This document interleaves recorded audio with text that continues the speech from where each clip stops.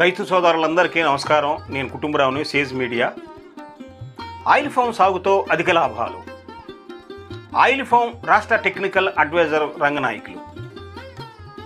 రైతుల ఆర్థిక అభివృద్ధికి ఆయిల్ ఫామ్ సాగు ఎంతగానో దోహదపడుతుందని, ఆయిల్ ఫామ్ సాగుతో నీటిని ఆదా చేయడంతో పాటు అంతర పంటల సాగు ద్వారా మరింత ఆదాయం పొందవచ్చని అంటున్నారు.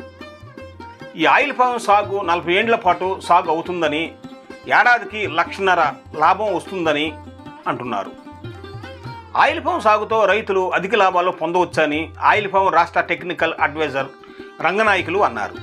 రైతుల ఆర్థిక అభివృద్ధికి ఆయిల్ ఫామ్ సాగు ఎంతగానో దోహదపడుతుందని, ఆయిల్ ఫామ్ సాగుతో నీటిని ఆదా చేయడంతో పాటు అంతర పంటల సాగు ద్వారా మరింత ఆదాయం వస్తుందని చెప్పారు.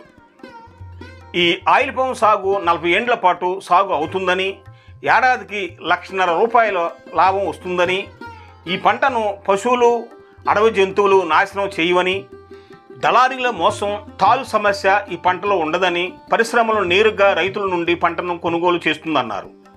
దేశవ్యాప్తంగా 259 లక్షల టన్నుల ఆయిల్ ఫామ్ వాడకం జరుగుతుండగా కేవలం 79 లక్షల టన్నులు మాత్రమే ఉత్పత్తి అవుతుందన్నారు. కేంద్ర ప్రభుత్వం ఆయిల్ ఫామ్ సాగును పెంచేందుకు రాయితీ ఇస్తుందని రైతులు సద్వినియోగం చేసుకోవాలని సూచించారు. వీరి వెంట జిల్లా మేనేజర్ కృష్ణారావు, డిప్యూటీ మేనేజర్ అశోకులతో పాటు పలువురు రైతులు ఉన్నారు.